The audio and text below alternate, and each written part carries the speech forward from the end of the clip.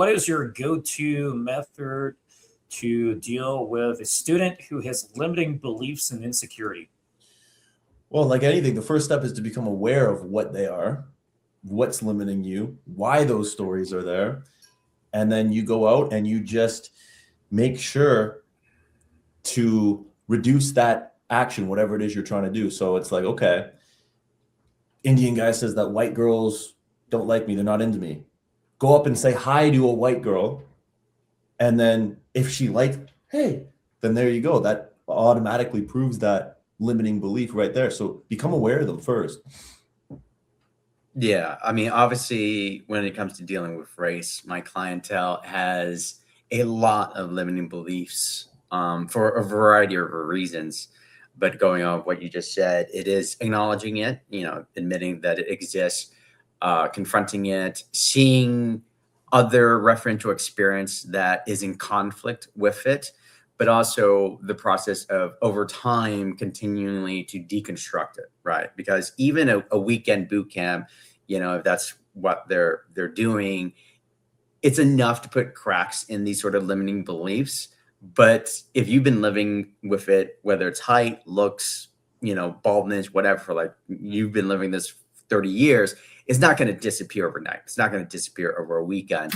It is a process, the old journey that takes time to deconstruct, and you have to continually reinforce it and replace it with a new, more positive belief system of yours. But, it all goes back to, acknowledging that it exists. Yeah, so I mean, my background is sales. Run the team for Sigma Society and was one of Sartain's top performing reps for years. I've been in that whole game for a decade. Limiting beliefs rear their heads every single day on those calls and every day on coaching calls as well. The best thing is to be put in a situation where you can see tangibly that belief is not true. The next best thing, and I think probably even better in the long run, is to consistently in person be around other guys who have similar limitations but who have accomplished more. It's kind of that old, hey, you are who you surround yourself with. A lot of my limiting beliefs were not smashed until I just was completely, repeatedly exposed to guys who came from worse situations than me, who had way more limiting factors and who accomplished more. So I really think that's where your network and the people that you surround yourself with actually comes into play. And that's where sometimes some of the benefit of coaching is actually just being around the other students and seeing, oh shit, this is a guy who's also working on this and he's accomplished it. It's huge for that. You made me think of a kind of follow-up question to ask this guy is, what are his friends like? They probably have a lot of those same similar limiting beliefs. Oh, women don't want to be approached. You're bothering them, right? Yeah, you are who you surround yourself with. I only hang out with spam approach day gamers who do 100 approaches a day. Well, it's community, what everyone's been saying. And this is because he's asked a couple of questions and I'm just kind of thinking about where this guy's coming from. I think this is where a lot of the Gen Z sort of male loneliness epidemic guys is they are surrounded by other people that they had to go through the COVID generation, right? They are surrounded by other people who do not believe, who do not approach, who do not talk to girls, who think that they are doomed to be forever alone. And they do have to somehow pierce that bubble because, you can read, you can watch all the YouTube videos, but it's only in the act and being around other people that are going through that same struggle and making steps forward that those limiting beliefs are going to start to be fully deconstructed. And so definitely the Gen Z guys, they seem to have it hard, even though I think technically we live in, the generation where it has never been easier to be a guy to pick up girls. I mean, I'm a Gen Z guy. I think we catch a bad rap. I think this is actually one of the generations of men that's kind of weirdly, even though things are cushy, come up on hard times. You look at the state of our country, you look at who the fuck is running it. We have a ring of satanic pedophiles who run our country. There's a lot of anger, but it's kind of one of those cycles where I think we actually hit the point where hard times create strong men. So I don't actually particularly appreciate the Gen Z slander. This guy actually strikes me as somebody who's trying to learn, is how I read this. There's certainly been limiting factors, but I look at the look maxing thing and I say, hey, you know what? These are guys who are trying to improve themselves, are doing everything they can. Maybe some of it's misguided, but I think a lot of these guys actually have a way better understanding of frame, a way better understanding of the importance of the woman question than maybe previous generations. This is not the generation of guys to sit here and say, oh, hey, happy wife, happy life, treat her like a queen, put her on a pedestal. This is the generation of guys to say, hey, you know what? Yeah, Myron's annoying sometimes, but hey, he got some of it right. Maybe they don't deserve everything that Grandpappy said because we're not dating grandma. So I don't know, man. I don't think it's necessarily just a Gen Z problem. I think it's just that men are out here looking for help. And that's how I interpret this guy in the comments is he's asked, yes, a lot of questions, but it seems like it's coming from a place of wanting to learn. You guys bring up in terms of about the people. Oh, go ahead, Marcus. You were going to speak before. I'll speak after. You go ahead, brother. Easy. Cheers, man. Yeah, in terms of dealing with insecurities and mindset issues, I think there's, from like my coaching perspective, I look at this through 3 different lenses. So the first way, this is what I did when I first started coaching, was the whole like CBT approach, which is just like cognitively going through your thoughts. So like the deconstruction. So is this thought actually true? Like, am I a creep if I go out and speak to women? Like, is this weird? Are people going to judge me?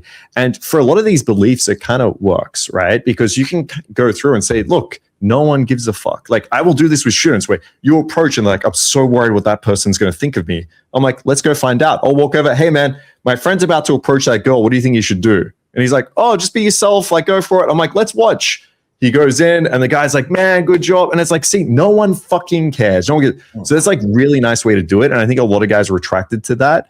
But then there's a problem with a lot of this is very subconscious. Like there's a lot of beliefs you hold from like the systems that you built from earlier on in your life that's really hard to like deconstruct. And it's really hard to cognitively just be like, well, yes, this is wrong. And I've just written it down on a piece of paper and I kind of understand. It's really hard. So I think diving in to where these beliefs come from and more of a subconscious level, this is more like IFS work, dealing with that. And then at the end of the day, taking more of like an ACT approach, which is do it anyway. So there are some things that, okay, I'm short. Does this affect my attraction? Yeah, it does. We can't break that down. It does affect your attraction. You are less attractive if you're short. You're less attractive if you're balding. You're less attractive in most parts of the world if you're brown, right?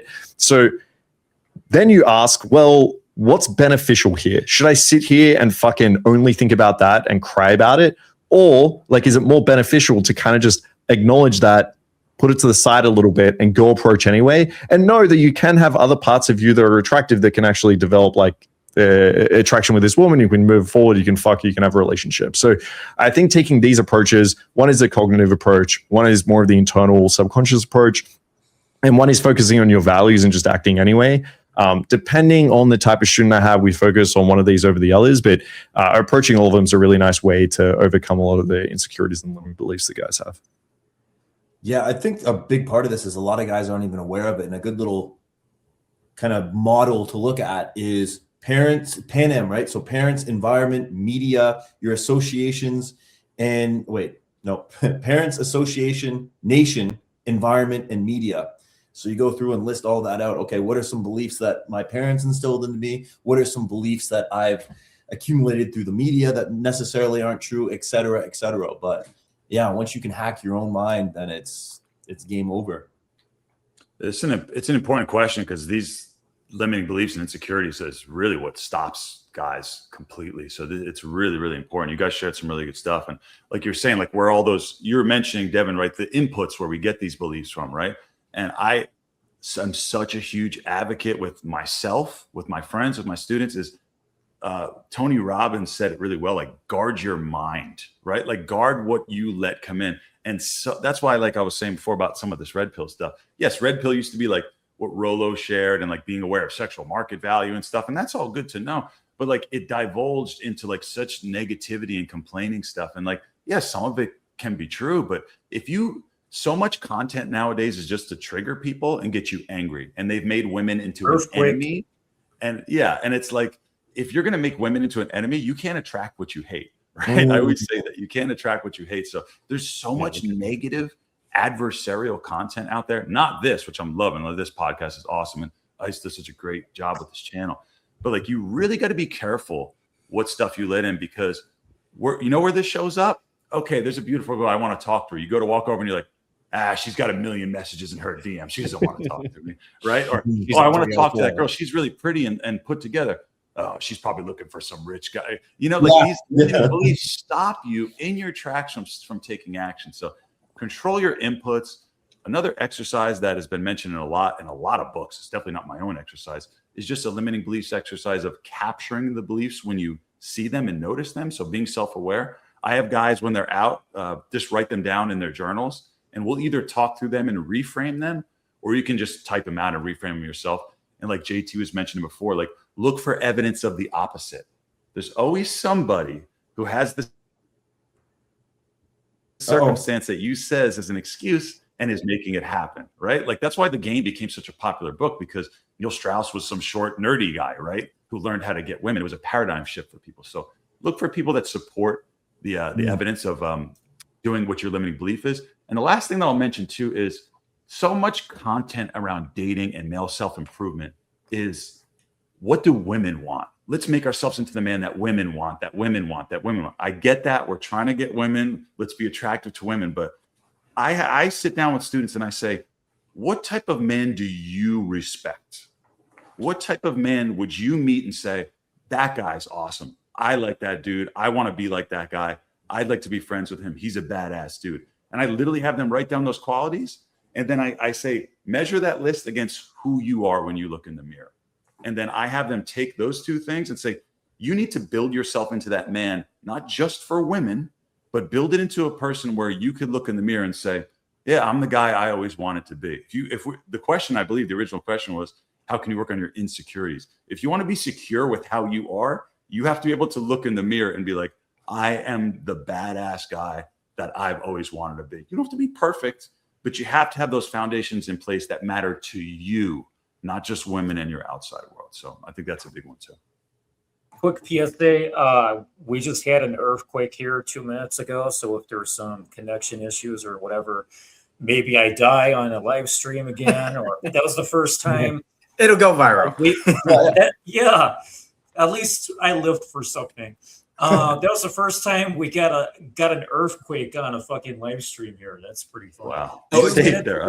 Get under the desk. I promise we'll film reaction clips to it in your honor, right? You intend to go on for a little bit? We're all gonna get famous. But it says 23 miles away was the epicenter. Magnitude 5 earthquake.